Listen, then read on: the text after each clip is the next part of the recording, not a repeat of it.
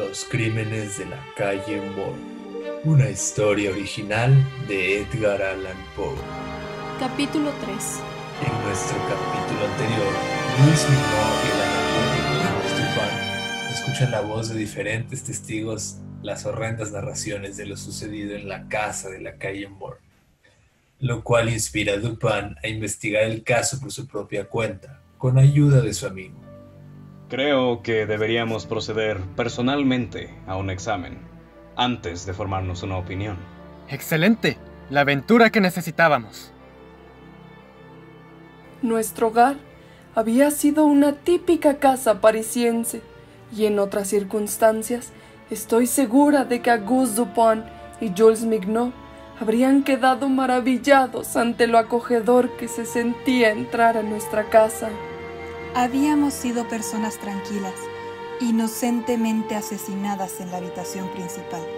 La primera vez que Auguste Dupin y Jules Mignaud entraron, se toparon con la escena del crimen.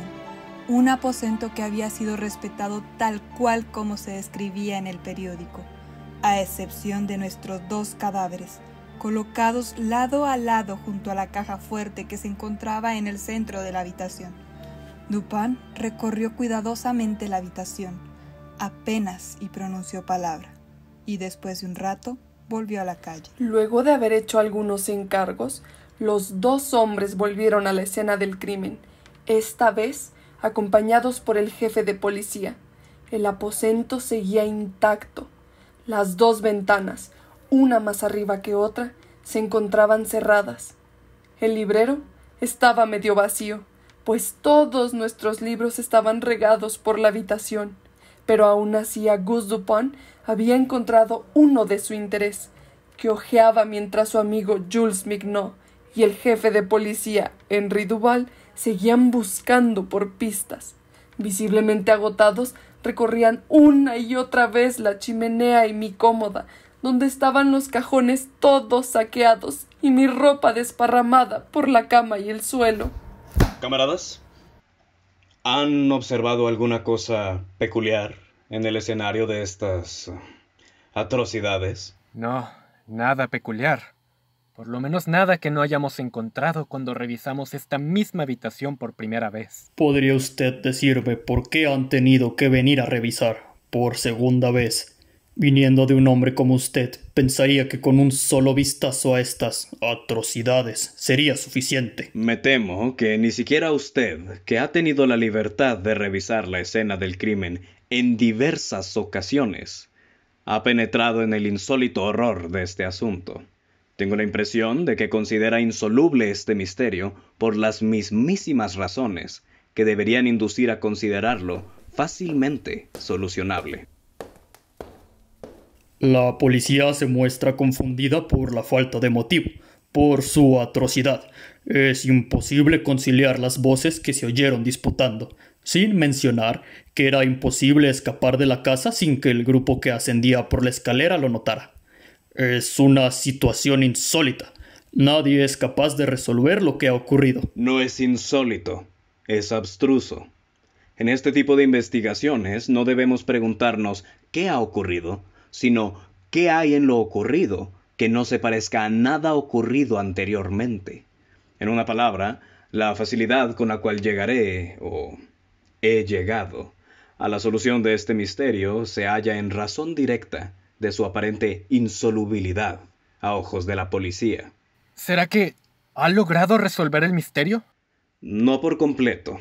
Si es que me encuentro en lo correcto, estamos esperando a una persona que, si bien no es el perpetrador de estas carnicerías, debe de haberse visto envuelto de alguna manera en su ejecución. Es probable que sea inocente de la parte más horrible de los crímenes. Confío en que mi suposición sea acertada, pues en ella se apoya toda mi esperanza de descifrar completamente el enigma. Espero la llegada de ese hombre en cualquier momento, y en esta habitación. No se habrá atrevido a citar aquí mismo, en la escena del crimen, al asesino, ¿verdad? Estamos en un momento crucial de la investigación, donde todo elemento es probablemente muy posible. Además, estamos en presencia de una autoridad, ¿o no? No. No puedo detener a nadie a menos que sepa lo que ha ocurrido realmente en esta habitación. Él tiene razón, amigo mío. ¿Por qué no comienzas a contarnos tus sospechas antes de que llegue el susodicho al que estamos esperando? Todo apunta a que el asesinato fue cometido por terceros, y a estos pertenecían las voces que se escucharon mientras disputaban. Permítanme ahora llamarles la atención no sobre las declaraciones referentes a dichas voces, sino a algo peculiar en esas declaraciones. ¿No lo advirtieron todavía? Todos los testigos coincidían en que la voz más ruda debía ser la de un francés, hombre o mujer, pero existían grandes desacuerdos sobre la voz más aguda. La mesera anoche mencionó que todos los testigos se refirieron a esa voz como una voz extranjera, de diferentes nacionalidades, a pesar de no dominar el idioma que mencionan. ¡Cuán extrañamente insólita tiene que haber sido esa voz para que pudieran reunirse semejantes testimonios! Entonces, ¿a quién pertenecía esa voz? Dejaré que lo deduzca usted mismo a la par en la que yo continúo con mis sospechas. ¿Cómo fue que escapó el asesino? Examinemos uno por uno los posibles medios de escape. Evidentemente, los asesinos se hallaban en el cuarto donde se encontró a Mademoiselle L'Espanaye, en el preciso momento en que el grupo subía las escaleras. La policía ha levantado los pisos, los techos y la mampostería de las paredes en todas direcciones. No hay ninguna salida secreta por la que pudiera escapar. Esencialmente. Pero como no me fío de sus ojos, miré el lugar con los míos. Efectivamente, no hay salidas secretas. La puerta estaba bien cerrada, con las llaves por dentro. Los tubos de las chimeneas no permitirían más arriba el paso del cuerpo de un gato grande, por lo cual nos vemos reducidos a las ventanas. Nadie podría haber huido por la del cuarto delantero, ya que la muchedumbre reunida lo hubiese visto. Entonces, los asesinos tuvieron que haber escapado por la de la parte trasera. ¡Pero eso es imposible! Llevados a esta conclusión de manera tan inequívoca, no nos corresponde, en nuestra calidad de razonadores, rechazarla por su aparente imposibilidad. Lo único que cabe hacer es probar que esas aparentes imposibilidades no son tales en realidad. Por favor, explíqueme entonces cómo fue que ocurrió. Si el asesino escapó desde una de esas ventanas, no hubiera podido asegurar nuevamente los marcos desde el interior, tal como fueron encontrados, a menos que tengan una manera de asegurarse por sí mismos. Camarada, ¿por qué no se acerca a la ventana más baja?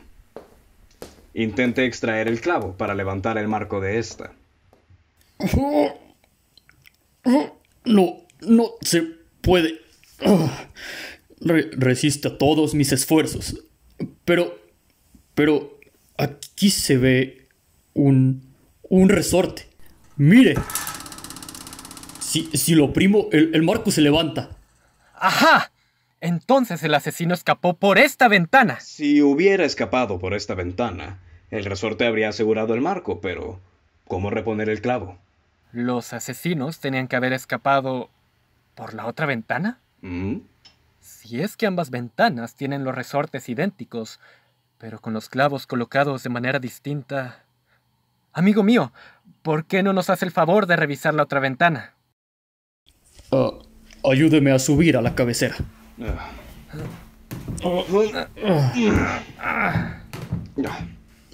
La cabeza del clavo está fracturada.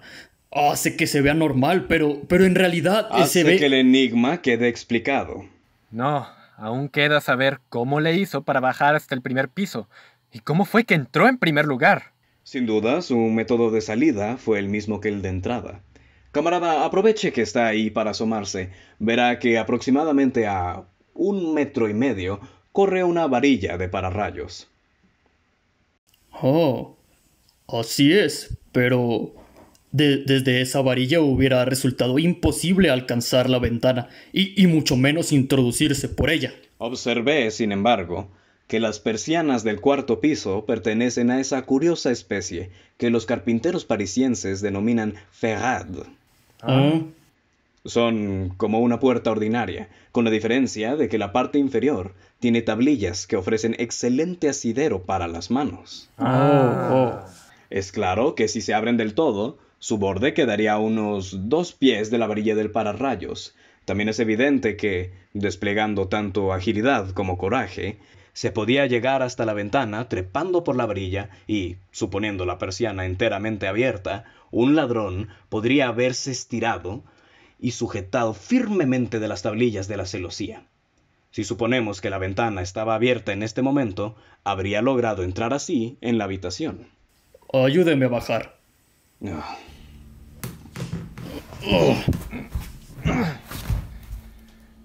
Se refiere usted a un insólito grado de vigor. Solo una persona realmente intrépida podría ser capaz de llevar a cabo una hazaña tan azarosa y difícil. No hay duda de que el hecho pudo ser llevado a cabo, pero ¿quién pudiera tener el carácter extraordinario, casi sobrenatural de ese vigor capaz de cosa semejante? Vea usted los cajones de la cómoda. Se ha dicho que habían sido saqueados, aunque quedaron en ellos numerosas prendas. ¿Cómo podemos asegurar que las ropas halladas en los cajones no eran las que estos contenían habitualmente? Madame L'Espanaye y su hija llevaban una vida muy retirada, no veían a nadie, salían raras veces. Lo que se encontró en los cajones era de tan buena calidad como cualquiera de los efectos que poseían las damas. Si un ladrón se llevó una parte, ¿por qué no tomó lo mejor? ¿Por qué no se lo llevó todo? Y mucho más remarcable, ¿por qué abandonó 4.000 francos en oro para cargarse con un hato de ropa? El oro fue abandonado. La suma mencionada por el banquero apareció en su casi totalidad en los sacos tirados por el suelo. Sí. Dadas las verdaderas circunstancias del caso, si hemos de suponer que el oro era el motivo del crimen, tenemos entonces que admitir que su perpetrador era lo bastante indeciso y lo bastante estúpido como para olvidar el oro. Teniendo presentes la voz singular, la insólita agilidad y la sorprendente falta de motivo en un asesinato tan atroz como este, analicemos ahora los hechos. Una mujer estrangulada por la presión de unas manos e introducida en el cañón de la chimenea con la cabeza hacia abajo. Es cierto, los asesinos ordinarios no emplean semejantes métodos, y mucho menos esconden a la víctima en esa forma. Incluso si suponemos que su autor es el más depravado de los hombres, la fuerza prodigiosa que hizo falta para introducir el cuerpo hacia arriba no tiene sentido. Para hacerlo descender fue necesario el concurso de varias personas. Veo que ya se va acercando a mis sospechas finales.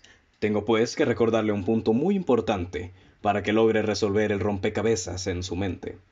En el hogar de la chimenea se hallaron espesos mechones de cabello humano canoso que habían sido arrancados de raíz.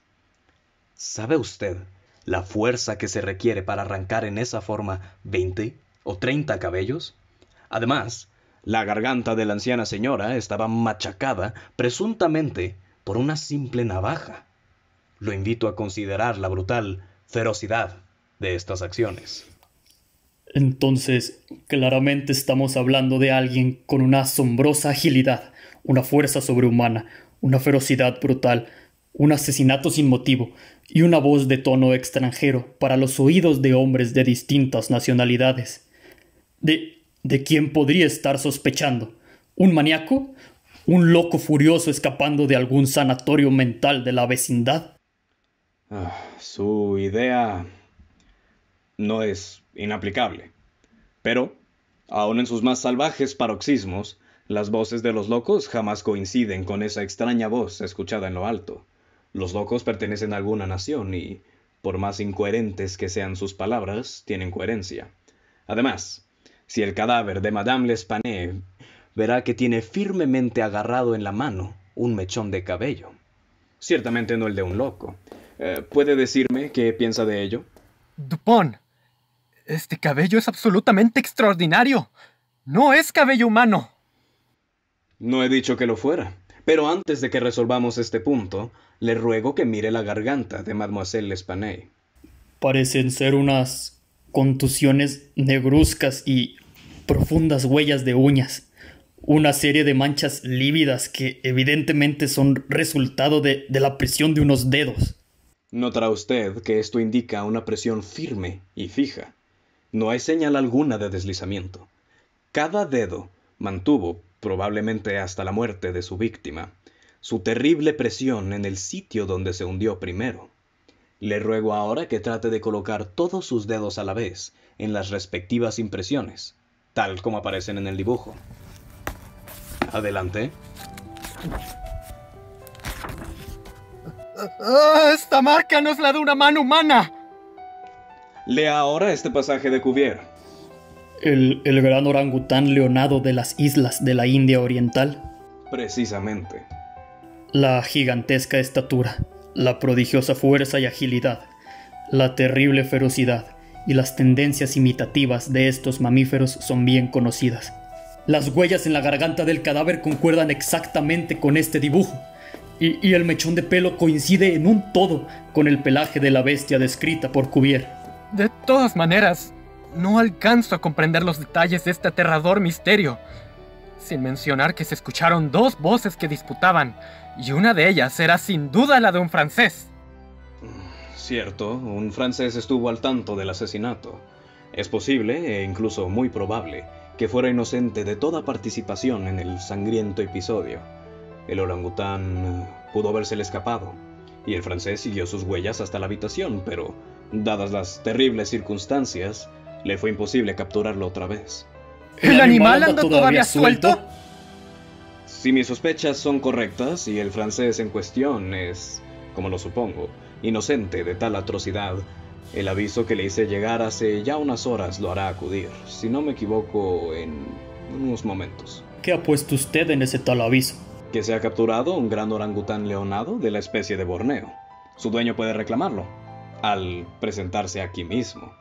Pero, ¿cómo es posible que sepa usted a quién pertenece el orangután? No lo sé y no estoy seguro de ello, pero lo averiguaremos eventualmente. El aviso lo publiqué en un diario leído en su mayoría por marineros. A juzgar por este trozo de cinta que recuperé del pie de la varilla del pararrayos, la primera vez que visitamos la escena del crimen y cuando formulé mis sospechas, supuse que debió de ser usado para atar el cabello en una de esas largas coletas que tan orgullosamente portan los marineros. Además, el nudo pertenece a esa clase que pocas personas son capaces de hacer, salvo los marinos, y es característico de los malteses. Imposible que perteneciera a alguna de las víctimas. ¿Cree usted que el orangután sea tan valioso como para que un marinero inocente confiese su trágico accidente? Oh, el marinero no solo debe de ser inocente, sino también pobre. El orangután debe representar una verdadera fortuna. ¿Por qué perderlo a causa de una tonta aprehensión? Sin mencionar que el aviso no fue publicado por parte de la autoridad. Se sabe que la policía, al estar desorientada y sin encontrar la más pequeña huella, ya ha encarcelado a un supuesto sospechoso. Prepare su pistola, camarada, pero no la use ni la exhiba hasta que le haga una seña. En ese momento, los hombres escuchan unos pesados pasos subiendo la escalera. La puerta comienza a abrirse lentamente. Detrás de ella se asoma sigilosamente una desgarbada y misteriosa figura que se sostiene sobre un bastón.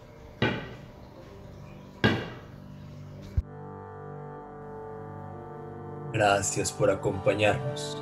Los esperamos en el siguiente capítulo de Los Crímenes de la Calle Mora. Este programa es traído a ustedes por el grupo de teatro Enrique Hernández Soto del Tecnológico de Monterrey.